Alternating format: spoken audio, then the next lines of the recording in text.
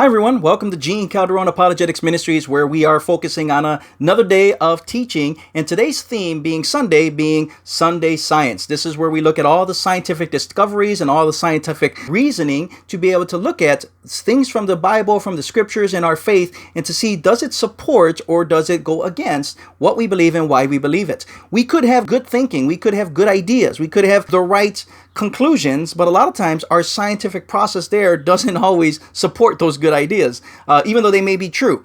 But we want to be able to train and teach and to look at this and say we have to use good scientific reasoning to be able to make those claims. So why is science so important? Well, the scientific debates over the origin of the universe and the origin of life, I believe that deserves special attention because science education affects the way that we are going to view life and the way that we're going to view even human purposes.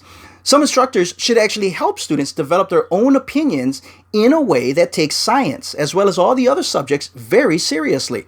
And one way is to motivate students to actually examine case studies of some scientific controversies.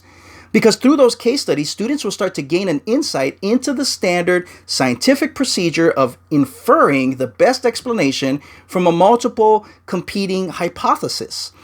This means that not only the strengths of something like evolution, but also the evidence that might even come and challenge something like evolution. We should be able to look at both sides of the argument. For instance, the Cambrian explosion.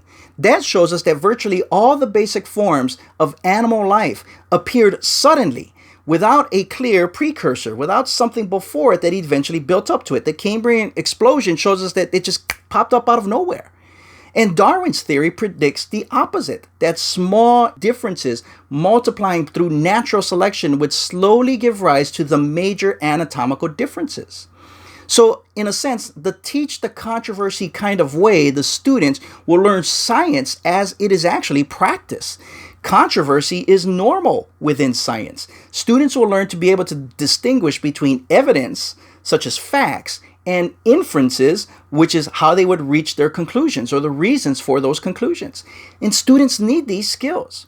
We actually want students to learn more about evolution than most evolutionists are probably willing to teach. Because basically, the more that part that we want to teach them includes many of the weaknesses of Darwin's theory or the theory of evolution. So yeah, we want to study evolution, the strengths as well as its weaknesses, as well as creation, the strengths as well as the weaknesses. And it's really up to the students to be able to decipher this and interpret this in a way, if they're being intellectually honest, in a way that supports the evidence leading to those conclusions. So that's what we're trying to do with Sunday Science. We want to present the evidence and I lay it on the table, and it's up to you to decide, I'm going to pick this up and this is where I will place it. And you kind of weigh the scales and see which way will this lean. That's what Sunday Science is all about. That's what science is really all about. And in order to do good science, you need good philosophy. And all of those, the thinking and the reasoning, come together in what we call good science. And I hope that it helps. Again, my name is Gene Calderon. You can follow me on Twitter, Instagram, Facebook, YouTube, on pages such as Ratio Christi at Purdue University Northwest, Freedom Church of East Chicago, Lake County Right to Life, or my own personal fun page, Gene Calderon Apologetics Ministries. I am a missionary. If you're looking to support a missionary, if you'd like to see more of this within your own churches or within your own groups, I'm always looking for invites to be able to share more. If you're looking to support a local missionary, here I am. The link's down below, and you can follow all these ministries. You can follow the donation page, and we can just sit down and have coffee or be able to get together and meet and get to know each other so that we can continue this ministry here in Northwest Indiana. I pray this is a blessing for you, but what do you think? Should we teach both sides? Should we be open and honest and not be afraid of the other arguments? Because if what we believe is false, we should want to know that. Even Paul tells us we do not want to live a lie, because if Christ has not raised from the dead, we're just wasting our time. He said that. 1 Corinthians chapter 15. Take a look at that.